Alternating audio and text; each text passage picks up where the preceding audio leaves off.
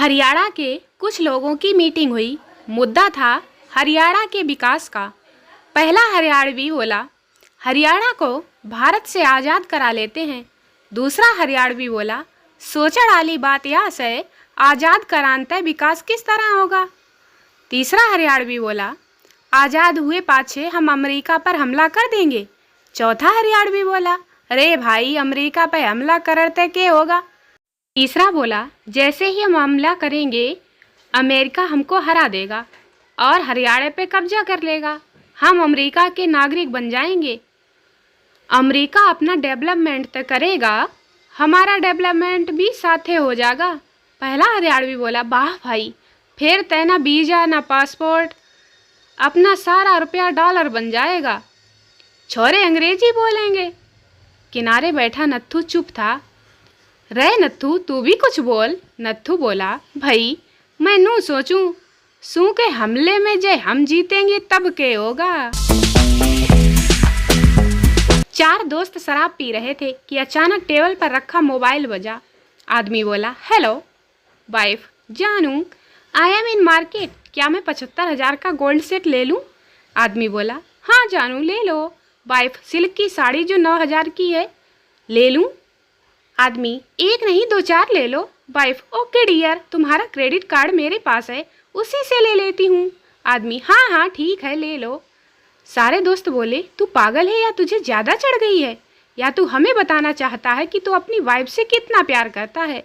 आदमी बोला, वो सब छोड़ो, पहले ये बताओ कि ये मोबाइल किसका है। दो महिलाएं आपस में बात कर रही थीं। पहली महिला बोली, बहन मेरे मन में कई दिन से एक बात उठ रही है। दूसरी महिला बोली, वो क्या बहन? पहली महिला बोली, आदमी कोई उपवास या व्रत नहीं करता, फिर भी उसको हम जैसी सुशील, शांत और आज्ञाकारी पत्नी मिल कैसे जाती है? देखो झगड़ा कैसे होता है। एक गांव में सुबह सुबह ही झगड़ा शुरू हो गया। बात मारपीट तक पहुंच गई। पंचायत वाले जुटे। बात बढ़ती देख किसी ने पुलिस बुला ली। पुलिस ने पूछा तो ये पता चला कि लंगर का प्रोग्राम है और दाल में मिर्ची अधिक होने को लेकर सिर फुटावल हुई है। दरोगा जी ने कहा, अच्छा लाओ दाल हम भी चखे, कितनी तीखी मिर्ची है जो मारपीट पर उतर आए। तो एक गांव वाला बोला, अभी बनी नहीं है, कल का प्रोग्राम है, लेकिन हमें पता है कि ये मिर्ची तेज कर देंगे और हमें तेज मिर्च पसंद नहीं है। एक ताबूत बनाने वाला ताबूत की डिलीवरी करने जा रहा था कि उसकी गाड़ी रास्ते में खराब हो गई। डिलीवरी अर्जेंट थी तो उसने ताबूत सिर पर उठाया और रास्ते में एक रिश्वतखोर पुलिस वाले ने लालच में आकर उससे रोक लिया। यह क्या ले जा रहे हो? पुलिस वाले ने धमकाते हुए कहा। बिल्कुल घबराए बिना आदमी बोला, जहाँ मुझे दफनाया गया था वो जगह मुझे पसंद नहीं, अपना ताबूत लेकर नई जगह तलाश कर रहा हूँ। पुलिस वाला अभी आईसीयू में है। पति के रोज ऑफिस जाते समय पत्नी पूछती है कि मोटी रूपा साथ में है कि नहीं, और पति रोज उत्तर देता है, हाँ है। पड़ोसन रोज सुनती थी पर बीच में दीवार होने की वजह से देख नहीं पाती थी। आखिर एक दिन उसने जाकर पड़ोसन से पूछ ही लिया कि ये मोटी रूपा कौन है जिसके बारे में आप रोज पति से पूछती हैं? हमने तो आज तक नहीं देखा। उत्तर मिला, मोबाइल, टिफिन, रुमाल और पर्स। किसी गधे को अगर खूंटे से बांधा जाए और उसका मूड खराब हो तो वह खूंटे को उखाड़ते हुए भाग सकता है। ऐसा ना हो, इसके लिए पुराने जमाने में समझदार लोग गधों की जोड़ी को जोड़ी में बांधते थे, यानी कि दो गधों को आपस में एक साथ बांध देते थे। ऐसे में गधे अपनी जगह से हिलते नहीं हैं, क्योंकि अगर दोनों में से किसी ने भागने की कोशिश की तो एक गधा बाईं ओर खींचेगा और दूसरा दाहिनी ओर। इस प्रकार दोनों गधे अपनी जगह पर शांति से बने रहते हैं। ऐसा कहा जाता है कि इस तरकीब के सीखने के बाद हमारे पूर्वजों को विवाह की कल्पना सूझी।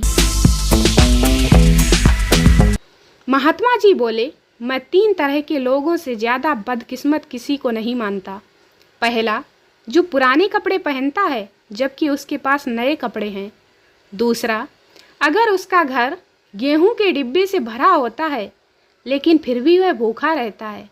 इतना कहकर महात्मा चुप हो गए और उनकी आंखों में से आंसू भी आ गए। एक भक्त ने पूछा, अब मुझे तीसरा व्यक्ति बताओ जिसे आपने बताया है। तब महात्मा ने कहा कि तीसरा व्यक्ति वह है जो धन होते हुए भी अपनी पत्नी के भय से शराब नहीं पीता। बस इतना ही सुनना था कि कार्यक्रम में कई लोगों के रोने की आवाजें गूंजने लगीं। पड़ोसन मिठाई देने आई तो मैंने पूछा, काहे की खुशी है? पड़ोसन बोली, इस दुनिया में भगवान है। यह बात एक बार फिर साबित हो गई। मैंने पूछा, कैसे? कुछ समझ में नहीं आया। वह बोली, हमारे बंटी को उसके शिक्षक ने बहुत ही डांट के कहा था कि अगर ऊपर वाले भगवान भी आ जाएं तो तुझे 10वीं की बोर्ड परीक्षा में पास नहीं करा सकते। लेकिन देखिए तो मेरा बच्चा बगैर परीक्षा दिए ही 11th में आ गया। लगभग 8 करोड़ की एक लैम्बोर्गिनी कार को 4-5 बच्चे जब अचरज से निहार रहे थे, तब एक शख्स आकर बच्चों से उनकी विश पूछता है।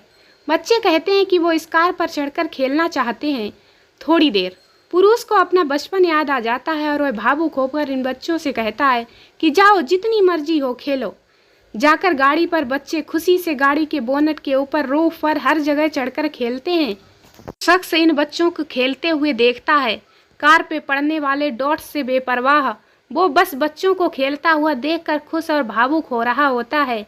ध्यान देने वाली बात है कि उस व्यक्ति का इन बच्चों से दूर दूर तक कोई नाता नहीं था और ना ही लैम्बोर्गिनी कार से। कल मेरा एक जिगरी यार मुझसे नाराज हो गया, बेतहासा नाराज। गलती मेरी ही थी, वजह भी बड़ी वाजिब थी। बात ये हुई कि उनकी पत्नी यानी हमारी प्रिय भाभी जी दुर्घटनाग्रस्त हो गई। एक कोई हड्डी टूट गई थी। एक प्रसिद्ध अस्थि रोग विशेषज्ञ से संपर्क व परामर्श हुआ। ऑपरेशन होगा ये तय हो गया। दोस्त टेंशन में था। मैंने पूछा, खर्चा तो काफ़ी आएगा ना? हाँ, दोस्त ने सिर हिलाया। मैंने फिर पूछा, लाखों में? दोस्त ने फिर हाँ कहा।